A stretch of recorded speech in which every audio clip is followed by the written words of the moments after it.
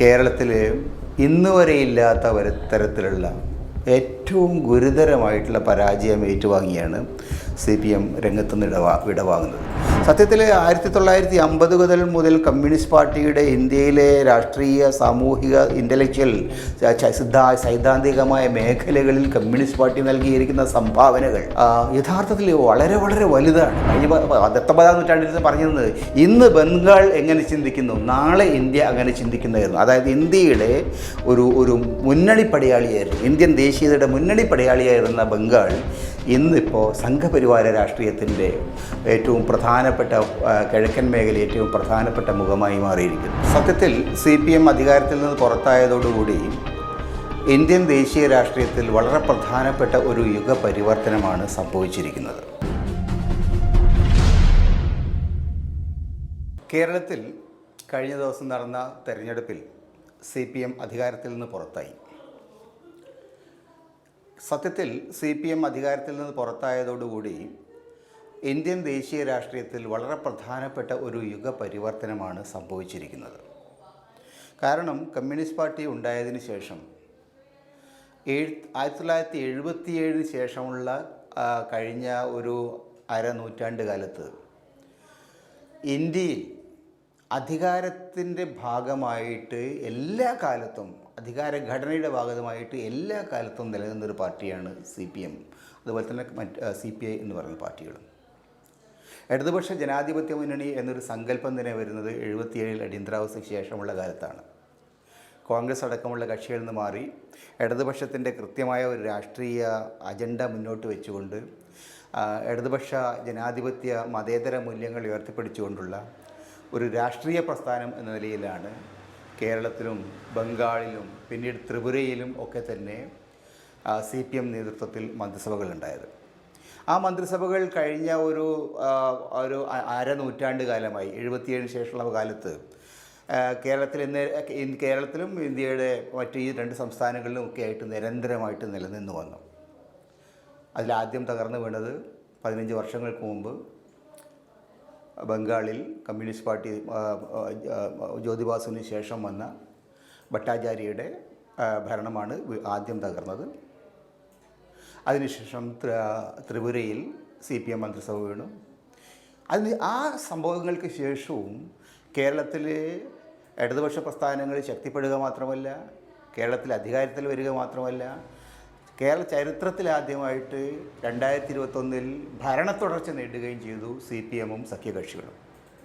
പക്ഷേ ആ വലിയ പാരമ്പര്യത്തെ പൂർണ്ണമായിട്ടും ഇല്ലാതാക്കിക്കൊണ്ട് കേരളത്തിൽ ഇന്ന് വരെ ഇല്ലാത്ത തരത്തിലുള്ള ഏറ്റവും ഗുരുതരമായിട്ടുള്ള പരാജയം ഏറ്റുവാങ്ങിയാണ് CPM രംഗത്ത് നിന്ന് വിടവാങ്ങുന്നത്.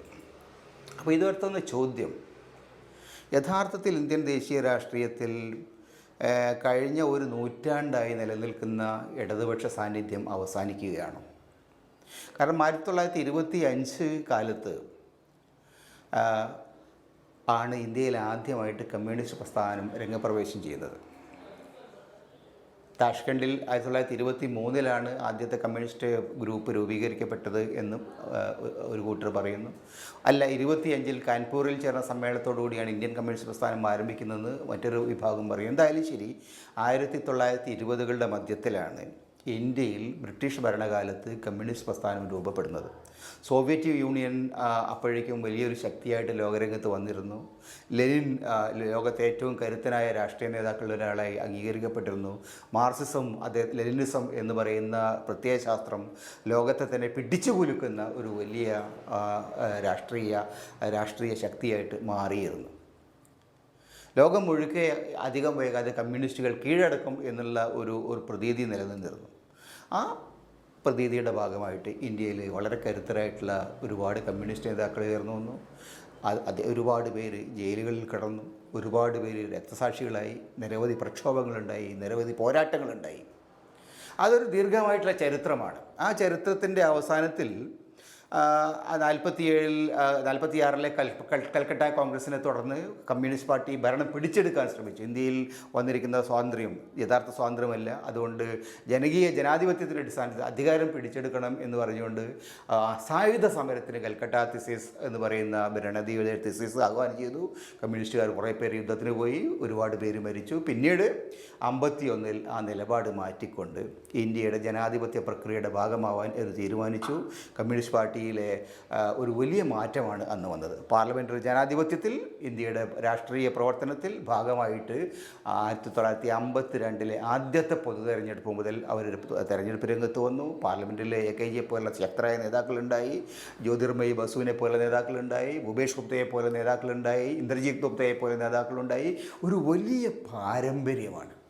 സത്യത്തിൽ 1950 മുതൽ കമ്മ്യൂണിസ്റ്റ് പാർട്ടിയുടെ ഇന്ത്യയിലെ രാഷ്ട്രീയ, സാമൂഹിക, ഇൻ്റലക്ച്വൽ, സൈദ്ധാന്തികമായ മേഖലകളിൽ കമ്മ്യൂണിസ്റ്റ് പാർട്ടി നൽകിയിരിക്കുന്ന സംഭാവനകൾ യഥാർത്ഥത്തിൽ വളരെ വളരെ വലുതാണ്.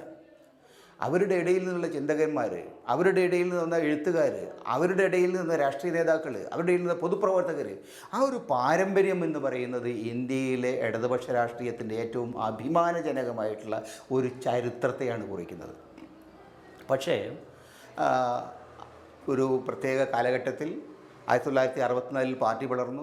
64 പാർട്ടി പിളർന്നതിന് ശേഷം CPI എന്ന് പറയുന്ന പാർട്ടി കോൺഗ്രസിൻ്റെ കൂടെ പോയി. CPM എന്ന് പറയുന്ന പാർട്ടി കോൺഗ്രസ് വിരുദ്ധ നിലപാടെടുത്തു. അവസാനം അടിയന്തരാവസ്ഥ പ്രഖ്യാപിക്കപ്പെട്ട സമയത്ത് 1900 അടിയന്തരാവസ്ഥ പ്രഖ്യാപിക്കപ്പെട്ടതിനെ തുടർന്ന് CPI ഇന്ദിരാഗാന്ധിയുടെ വാലായി മാറി എന്ന ആരോപണമായിരുന്നു. ഇന്ദിരാഗാന്ധിയുടെ കാലത്തുണ്ടായ അത്യാചാരങ്ങൾ, വലിയ പൗരാവകാശ ലംഘനങ്ങൾ, ഭരണഘടനയെ ലംഘിക്കുന്ന പ്രവർത്തനങ്ങൾ, സാധാരണ ജനങ്ങളെ ഉപദ്രവിക്കുന്ന നയങ്ങൾ, അതിനെയൊക്കെ CPI അന്ന് ഡിഫെൻഡ് ചെയ്യേണ്ടത് വന്നു. അതിനെ പാടിപ്പുകഴ്ത്തുന്ന ഒരവസ്ഥയുണ്ടായി. അതിനെ എതിർക്കാൻ അവർക്ക് ത്രാണി കാണിച്ചില്ല. അതേ തുടർന്ന് 77-ൽ CPIക്ക് അകത്ത് വലിയ പ്രശ്നങ്ങളുണ്ടായി, കമ്മ്യൂണിസ്റ്റ് പ്രസ്ഥാനത്തിനകത്ത് വലിയ പ്രശ്നങ്ങളുണ്ടായി. ഏറ്റവും അവസാനമായിട്ട് കോൺഗ്രസിനെ വിട്ടിട്ട് CPIക്കാർ കൂടി ഇടതുപക്ഷ ജനാധിപത്യ മുന്നണിയുടെ ഭാഗമായി. അങ്ങനെയാണ് PK വാസുദേവൻ നായർ കേരളത്തിലെ മുഖ്യമന്ത്രി സ്ഥാനം രാജിവെച്ചുകൊണ്ട് കേരളത്തിലെ ഇടതുപക്ഷ ജനാധിപത്യ മുന്നണിയുടെ ഭാഗമായിട്ട് 1980-കൾ മുതൽ പ്രവർത്തിക്കാൻ തുടങ്ങിയത്. അതിനുശേഷം അന്ന് മുതൽ ഇന്ന് വരെയുള്ള കാലത്ത് ഈ 3 സംസ്ഥാനങ്ങളിലും അതിശക്തമായിട്ടുള്ള രാഷ്ട്രീയ വേരോട്ടം നിലനിർത്തിയിരുന്ന പാർട്ടിയാണ് CPM. CPI അതിൻ്റെ ഭാഗമായി നിന്നുകൊണ്ട് അധികാരത്തിൻ്റെ ഭാഗമായി നിന്നിരുന്നു. അതിനു മുമ്പുള്ള കാലത്ത് തെലങ്കാനയിൽ വളരെ ശക്തി അവർക്കുണ്ടായിരുന്നു. കുറേ കാലം പഞ്ചാബിൽ അവർക്ക് ശക്തിയുണ്ടായിരുന്നു, ആസാമിൽ അവർക്ക് ശക്തിയുണ്ടായിരുന്നു, ജമ്മു കാശ്മീരിൽ പോലും അവർക്ക് ശക്തിയുണ്ടായിരുന്നു. അങ്ങനെ ഇന്ത്യയുടെ നാനാഭാഗങ്ങളിൽ, മഹാരാഷ്ട്രയിൽ ശക്തിയുണ്ടായിരുന്നു. അങ്ങനെ ഇന്ത്യയുടെ നാനാഭാഗങ്ങളിൽ കരുത്തുള്ള ഒരു പ്രസ്ഥാനമായിരുന്ന പാർട്ടി ഓരോരോ ഇടങ്ങളിൽ നിന്നായിട്ട് വിഡ്രോ ചെയ്യപ്പെട്ടു. തെലങ്കാനയിൽ അതില്ലാതായി, ആസാമിൽ അതില്ലാതായി, പഞ്ചാബിൽ അതില്ലാതെയായി, കശ്മീരിൽ ഇപ്പോൾ തരിഗാമി എന്ന് പറയുന്ന ഒരാൾ ഒതുങ്ങി നിൽക്കുന്നു. മഹാരാഷ്ട്രയിൽ ആദിവാസികൾക്കിടയിൽ അതിശക്തമായ പ്രക്ഷോഭം നടത്തിയ അഹല്യ രംഗനേക്കർ പോലെ നേതാക്കളുണ്ടായിരുന്നു. അഹല്യ രംഗനേക്കർ പോലെ നേതാക്കളുണ്ടായിരുന്ന പാർട്ടി, BT രണദേവിയെ പോലെ നേതാക്കളുണ്ടായിരുന്ന പാർട്ടി, ആ പാർട്ടി മഹാരാഷ്ട്രയിൽ നിന്നും ഒന്നും അല്ലാതായി മാറി. അപ്പോൾ അതുകൊണ്ട് ഇന്ത്യയെ സംബന്ധിച്ചിടത്തോളം കേരളത്തിലെ ഇടതുപക്ഷ ജനാധിപത്യ മുന്നണി CPMൻ്റെ അധികാരത്തിൽ നിന്നുള്ള പുറത്തേക്കുള്ള പോക്ക് യഥാർത്ഥത്തിൽ വളരെ ഗൗരവമുള്ള ഒരു പ്രശ്നം ഉന്നയിക്കുന്നുണ്ട്. ഈ പാർട്ടി ഇനി എവിടെ എത്തിച്ചേരും? ഇനിയൊരു പാർട്ടി ഇന്ത്യൻ രാഷ്ട്രീയത്തിലേക്ക് ഇടതുപക്ഷ പ്രസ്ഥാനം എന്ന് പറയുന്ന പാർട്ടി ഒരു പ്രസ്ഥാനം ഇല്ലാതാവുകയാണോ? ഇത് വളരെ ഗൗരവമുള്ളൊരു ചോദ്യമാണ്. കാരണം ഇന്ത്യയിൽ വളർന്നു വരുന്ന വലതുപക്ഷ രാഷ്ട്രീയത്തിനെതിരായിട്ടുള്ള ഏറ്റവും കരുത്തുള്ള ചിന്താപരമായിട്ടുള്ള ആശയങ്ങൾ എന്നും ഉൽപ്പാദിപ്പിച്ചത് ഇടതുപക്ഷമായിരുന്നു. അതിന് ഏറ്റവും വലിയ ഉദാഹരണം 1980-കളിൽ അതിശക്തമായിട്ടുള്ള ബാബരി മസ്ജിദ് പ്രസ്ഥാനം, അതിശക്തമായിട്ട് രാം ജന്മഭൂമി പ്രസ്ഥാനം വന്നു. ഇന്ത്യയിൽ വലതുപക്ഷം ഹിന്ദുത്വ രാഷ്ട്രീയം വളരെ ശക്തമായിട്ടൊരു ഒരു വിഷയമാക്കി ഉയർത്തി. ബാബരി മസ്ജിദ് തകർക്കുന്നതിനാവശ്യമായിട്ടുള്ള സൈദ്ധാന്തികമായിട്ടുള്ള ആയുധങ്ങളുണ്ടാക്കി. അതിനെതിരായിട്ട് ഏറ്റവും കരുത്തുള്ള പ്രതിരോധ നിര ഉയർത്തിയത് ഡൽഹി ഹിസ്റ്റോറിയൻസ് ഫോറം എന്ന് പറയുന്ന ചരിത്രകാരന്മാരുടെ ഒരു ഫോറമായിരുന്നു. അവരാണ് ഏറ്റവും ശക്തമായിട്ടുള്ള ആശയങ്ങൾ മുന്നോട്ട് വെച്ചത്. ചരിത്രത്തെ യഥാർത്ഥത്തിൽ വ്യഭിചരിക്കുന്ന ഒരു സമീപനമാണ് ഈ വലതുപക്ഷം എടുക്കുന്നത്. അങ്ങനെയൊരു ത്രേതായുഗത്തിലുള്ള ഒരു വ്യക്തിയുടെ ജനന സ്ഥലമായിട്ട് അടയാളപ്പെടുത്താൻ കഴിയില്ല. ചരിത്രത്തിൽ അയോധ്യ ധാരാളം ഉണ്ടായിട്ടുണ്ട്. അയുത്തായ തുടങ്ങിയ പ്രദേശങ്ങൾ ലോകത്തിൻ്റെ പല ഭാഗത്ത് ദക്ഷിണേഷ്യയിൽ ഗാന്ധാരം മുതൽ കാംബോഡിയ വരെയുള്ള വിവിധ പ്രദേശങ്ങളിൽ ഉണ്ടായിട്ടുണ്ട് തുടങ്ങിയ കൃത്യമായിട്ടുള്ള ആർഗ്യുമെൻറ്റുകൾ ഉപയോഗിച്ചുകൊണ്ട് സംഘപരിവാരത്തെ ഏറ്റവും ശക്തമായി കടന്നാക്രമിച്ചത് ഇടതുപക്ഷക്കാരത്തു നിന്നുള്ള എഴുത്തുകാരും ചരിത്രകാരന്മാരും ബുദ്ധിജീവികളുകാരും. അപ്പം അങ്ങനെയുള്ളൊരു പാരമ്പര്യമുള്ള പ്രസ്ഥാനം ഇന്ന് അവസാനിക്കുമ്പോൾ എന്തായിരിക്കും ഇന്ത്യൻ രാഷ്ട്രീയത്തിൻ്റെ ഭാവി എന്നുള്ളത് വളരെ ഗൗരവത്തോടുകൂടി ആലോചിക്കേണ്ടതാണ്. കാരണം ഇന്ത്യയിലെ മതേതരത്വത്തെ സംരക്ഷിക്കാൻ, ഇന്ത്യയിലെ ജനാധിപത്യം സംരക്ഷിക്കാൻ ഇന്ന് ഏറ്റവും അനിവാര്യമായിട്ടുള്ളത് ഈ ലെഫ്റ്റ് ഓഫ് ദ സെൻറ്റർ ആശയങ്ങളാണ്. ഇടതുപക്ഷത്തു നിന്ന് വരുന്ന ജനാധിപത്യത്തിൽ അടിയുറച്ച ആശയങ്ങളാണ്.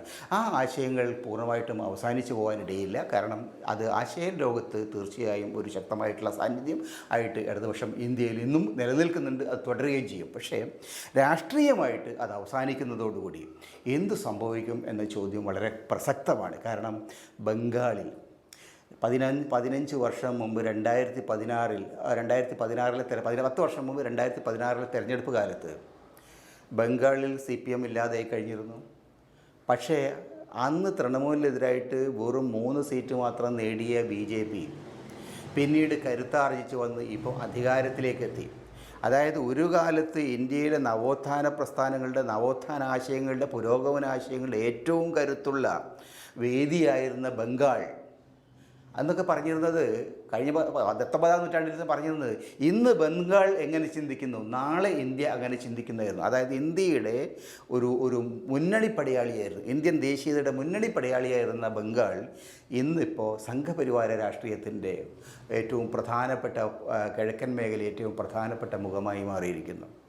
ബംഗാളിലെ കമ്മ്യൂണിസ്റ്റുകൾ അപ്രത്യക്ഷരായി. അവരിൽ പലരും ഇന്ന് BJPയുടെ പുതിയ നേതാക്കളായിട്ട് അവതരിക്കുന്ന ഈ കാലത്ത് അടുത്ത 4-5 വർഷത്തിനുള്ളിൽ കേരളത്തിലും അങ്ങനെയൊരു സാധ്യതയുണ്ടോ എന്ന വളരെ ഗൗരവമുള്ള ഒരു പ്രശ്നം നമ്മുടെ മുമ്പിലുണ്ട്. കാരണം CPMൻ്റെ രാഷ്ട്രീയമായ തകർച്ച മാത്രമല്ല, ഒരു ഇലക്ട്രൽ പരാജയം മാത്രമല്ല, മറിച്ച് വളരെ ആഴത്തിലുള്ള സംഘടനാപരമായിട്ടുള്ള ഒരു തകർച്ച കൂടി ഇപ്പോൾ സംഭവിക്കാനിടയുണ്ട്. കാരണം പാർട്ടി എന്ന് പറയുന്ന സംവിധാനം, പാർട്ടിയുടെ ലീഡർഷിപ്പ്, പാർട്ടിയുടെ അണികൾ അങ്ങേയറ്റം നിരാശരും പരസ്പരം പോരടിക്കുന്നവരുമായി മാറിയിട്ടുണ്ട്.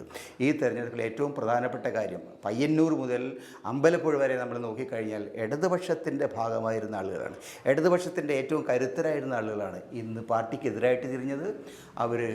അവർ പാർട്ടിയിലുള്ള അവരുടെ വിശ്വാസം നശിച്ചു കഴിഞ്ഞു. അങ്ങനെ നശിച്ച ഒരു പാർട്ടി, അങ്ങനെ തകരുന്ന ഒരു പാർട്ടി ഇന്നല്ലെങ്കിൽ നാളെ വലതുപക്ഷ ആശയങ്ങൾക്ക് ഒരു വേദിയായിട്ട് മാറും, അതിൻ്റെ വളക്കൂറുള്ള മണ്ണായിട്ട് മാറും എന്നാണ് ബംഗാളിലെ അനുഭവങ്ങൾ നമ്മളോട് പറയുന്നത്. അതുകൊണ്ട് കേരളത്തിൽ ഇന്നുണ്ടായിരിക്കുന്ന തകർച്ച സത്യത്തിൽ കേരള രാഷ്ട്രീയത്തെ മാത്രമല്ല, നമ്മുടെ രാഷ്ട്രീയ ഭൂമികയെ തന്നെ ഒരുപക്ഷെ മാറ്റിമറിക്കാനിടയില്ല, ഒരുപാട് പുതിയ തരംഗങ്ങൾക്ക് തിരികൊളുത്തും എന്നാണ് വിചാരിക്കേണ്ടത്.